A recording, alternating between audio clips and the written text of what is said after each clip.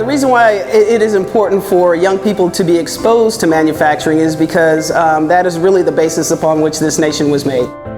Working with my hands, I guess, comes natural since, you know, like majority of people are like born with the innate ability to do labor.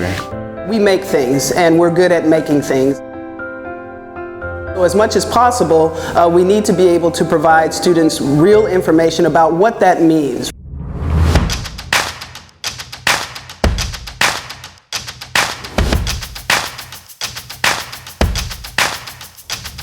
Today, students will be getting a piece of material and they will be engraving their name onto that part, customizing code as they go, going into control, putting in their initials, and then seeing that happen on the machine in real time as they adjust it. A lot of times we talk about manufacturing or advanced manufacturing, and kids have no ideas. Sometimes adults have no ideas on what that means. But everything from the seats that we're sitting on, to the cars that we drive, to the airplanes that we build, those are all a part of manufacturing. So we made these little metal pucks in the machine shop over here.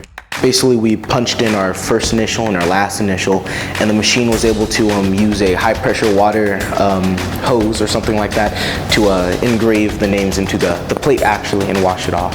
Today gives the students a sample of what the machinist does. What I hope students will take away from today is the available opportunities through apprenticeship. It's a very simple, quick little touch on the machining industry to kind of give them a feel for what they're going into should they choose this career. Apprenticeship is the original four-year degree. It's an earn while you learn model. We hope that they remember apprenticeship, and that apprenticeship is higher education, and there are a lot of good jobs available through apprenticeship.